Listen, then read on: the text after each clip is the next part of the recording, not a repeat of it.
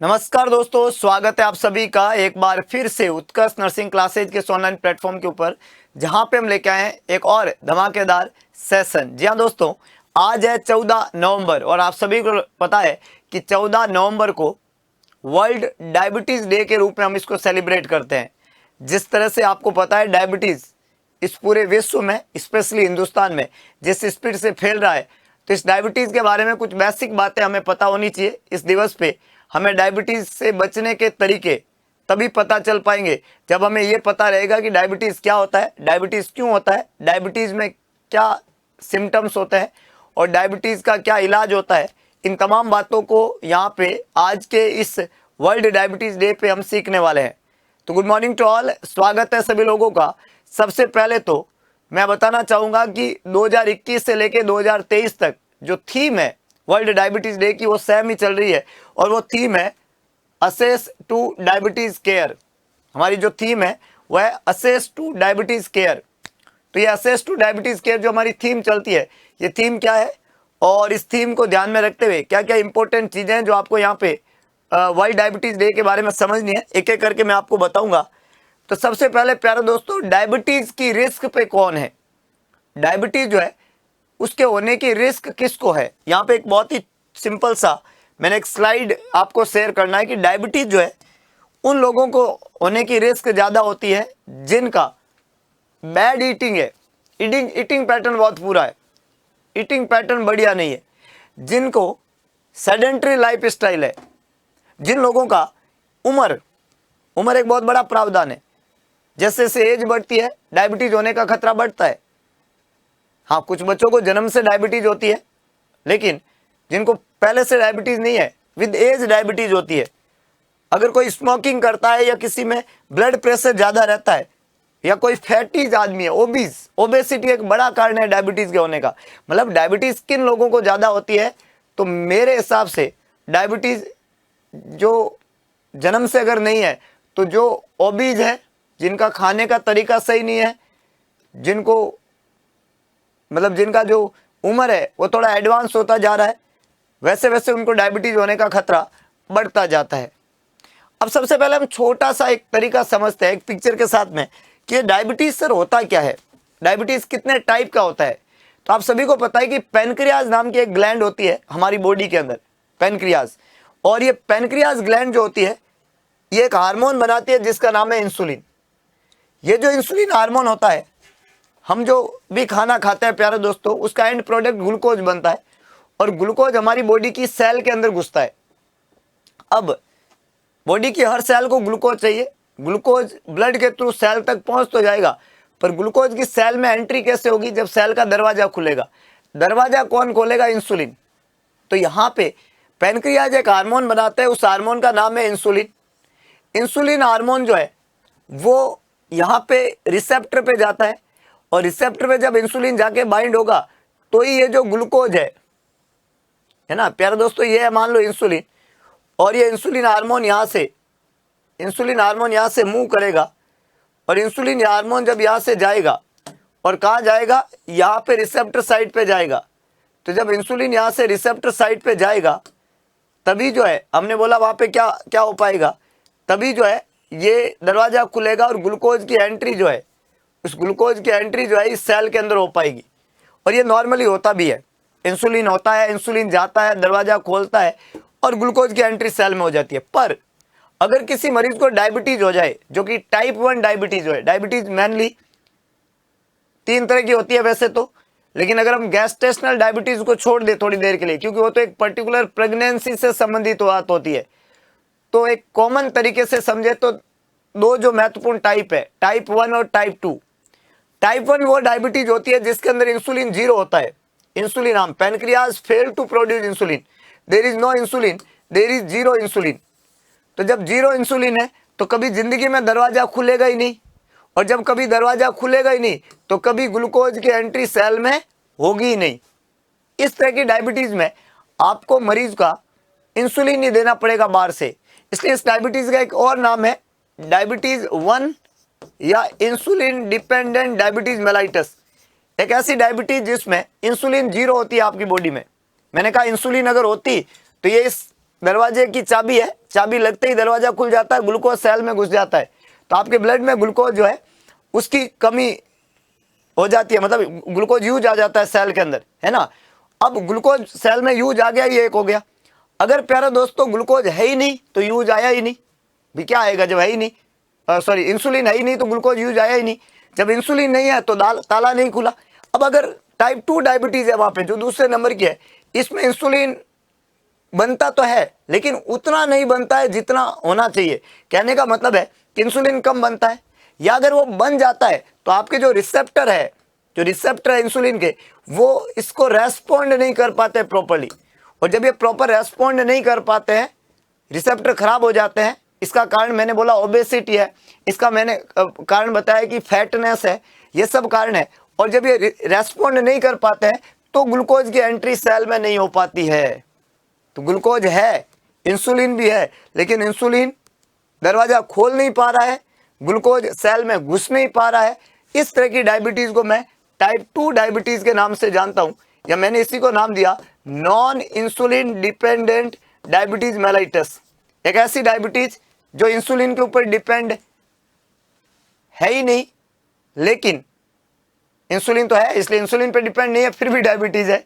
समझ गए बात को। तो एक ऐसी डायबिटीज जो जिसमें तो इंसुलिन है ही नहीं तो दरवाजा नहीं खुला, एक में इंसुलिन है फिर भी दरवाजा नहीं खोल पा रहा है क्योंकि रिसेप्टर गड़बड़ है। तो ये रिसेप्टर की गड़बड़ी है और यहाँ पे इंसुलिन है ही नहीं, वो गड़बड़ी है। और यहाँ पे दोनों में से कोई गड़बड़ नहीं है, रिसेप्टर भी हेल्दी है, इंसुलिन भी है, तो दरवाजा खुल जाता है। तो हेल्दी, टाइप 1 और टाइप 2 डायबिटीज, ऐसी 3 तरह की डायबिटीज होती है। तो इस डायबिटीज का इलाज, जब मैं इलाज की बात करता हूँ आप लोगों के सामने, है ना, तो इस डायबिटीज का इलाज जो है इसका तो सिर्फ इंसुलिन है। और इसके इलाज में इंसुलिन यूज नहीं लेके हम यहाँ पे OHA देते हैं। OHA होता है ओरल हाइपोग्लाइसेमिक एजेंट, अभी हम समझेंगे। अब देखो, जिस भी मरीज को डायबिटीज होता है उन मरीजों में कुछ कॉमन सिम्टम है कि भाई डायबिटीज के सिम्टम क्या होंगे सर, मैं कैसे पहचानूं डायबिटीज है। तो एक बहुत ही कॉमन सिम्टम है, इसको हम 3 पीज साइन कहते हैं। पीज मतलब पी से शुरू होने वाले सिम्टम, जिसके अंदर एक पी होता है पोलीयूरिया, एक पी होता है पोलीडिप्सिया और एक पी होता है पोलीफेजिया। पोलीयूरिया एक पी है, पोलीडिप्सिया एक पी है और पोलीफेजिया एक पी है। पोलीफेजिया एक पी है। पोलीयूरिया का मतलब होता है बार बार यूरिनेशन, फ्रीक्वेंट यूरिन करना, है ना। पोलीडिप्सिया का मतलब होता है बार बार प्यास लगना। अगर किसी मरीज को बार बार यूरिन लगता है, बार बार प्यास लगता है और बार बार भूख लगती है, एक्सेसिव यूरिनेशन, एक्सेसिव थर्स्ट और एक्सेसिव हंगर, ये 3 तो मेन कार्डिनल साइन है। और बार बार यूरिन क्यों करता है? हाइपरग्लाइसीमिया की वजह से। हाइपरग्लाइसीमिया, जब ग्लूकोज ज्यादा होता है तो यूरिन भी बार बार लगेगा। हाइपरग्लाइसीमिया कोजेज पोलीयूरिया, उसकी वजह से हाइपरग्लाइसीमिया कोजेज पोलीयूरिया, उसकी वजह से यूरिन ज्यादा करेगा, पानी की कमी होगी, पोलीडिप्सिया। और मरीज जो है बार बार खाएगा लेकिन उसकी सेल को कुछ भी नहीं मिलता है और ब्लड में ग्लूकोज बहुत ज्यादा रहता है और उसकी वजह से वेट लॉस होता रहता है। मरीज को बहुत ज्यादा थकान रहती है और मरीज को दिखने में ब्लरिंग होती है, ब्लड विजन होता है।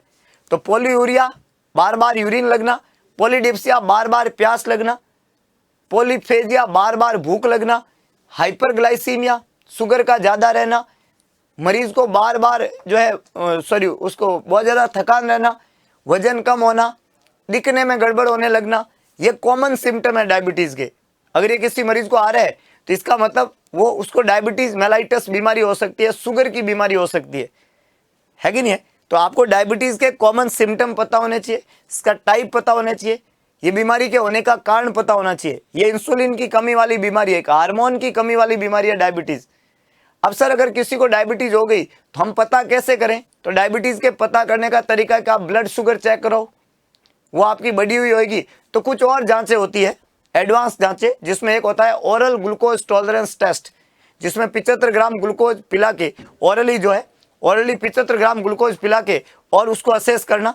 और एक तरीका होता है कि 3 महीने की एवरेज शुगर पता करने का तरीके का एक टेस्ट होता है हीमोग्लोबिन A1C टेस्ट। ये डायबिटीज में कॉमन टेस्ट होते हैं। और लास्ट में मैं अगर डायबिटीज के इलाज की बात करूं कि सर अगर डायबिटीज किसी को होता है तो हम क्या ध्यान रखें या क्या इलाज करें, तो मैंने बोला अगर इंसुलिन हार्मोन नहीं है तो हार्मोन तो आपको लेना ही पड़ेगा बाहर से। तो एक साइंटिस्ट ने बढ़िया हार्मोन बनाया, वेराइटी ऑफ इंसुलिन मार्केट में है, तो एक इंसुलिन लगाओ मरीज को। अगर इंसुलिन की कमी है तो मरीज को क्या लगा दो, इंसुलिन लगा दो।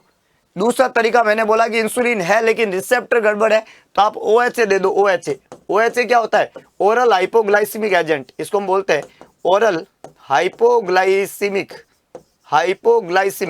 एजेंट, OHA इसको बोलते हैं। दूसरा इलाज का तरीका ये है, तो एक इंसुलिन दे दो मरीज को और एक मरीज को OHA दे दो। इसके अलावा आपको कुछ बेसिक बातें ध्यान रखनी है।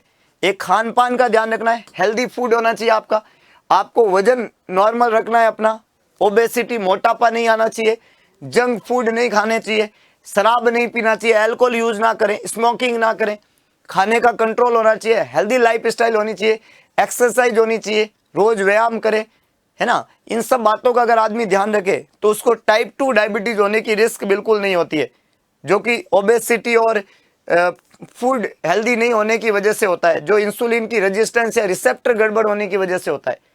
तो ये कुछ बेसिक बातें आपको ध्यान रखनी है जिससे आप डायबिटीज से बच सकते हैं, अगर आप टाइप 1 डायबिटीज के मरीज नहीं है तो। लेकिन अगर आपको टाइप 1 डायबिटीज है तो आपको प्रॉपर इंसुलिन लेना और डायबिटिक डाइट को फॉलो करना और हेल्दी लाइफस्टाइल को अपनाना पड़ेगा। तो वर्ल्ड डायबिटीज डे पे आप सभी लोगों को इन खास जानकारी को ध्यान में रखना है। और एक बार पुनः आप सभी लोगों को वर्ल्ड डायबिटिक डे की हार्दिक शुभकामनाएं। डायबिटीज के बारे में खुद भी जाने और डायबिटीज के बारे में दूसरों को भी ज्ञान दे, क्योंकि डायबिटीज बहुत ही कॉमन बीमारी हो चुकी है और मैंने बोला पूरे वर्ल्ड को तो अफेक्ट कर ही रही है, हिंदुस्तान में ये बहुत स्पीड से बढ़ रही है। तो इस डायबिटीज की बेसिक बातें ध्यान रखनी है, मिथ से बचे। कई लोग होता है ना डायबिटीज होने के बाद में, है ना, ऊँटनी का दूध पिलाते हैं, ये खा लो, वो खा लो, फलान खा लो। मतलब जितने भी ये आपके सलाहकार लोग हैं, है ना, जो मतलब रायचंद बने हुए हैं, उनकी राय ना ले, प्रॉपर डॉक्टर के गाइडेंस में उनकी राय को समझे, बीमारी को समझे। हार्मोन की डेफिशिएंसी वाली बीमारी है तो उसके बारे में समझे, प्रॉपर ट्रीटमेंट का प्रावधान जो है उसको फॉलो करें।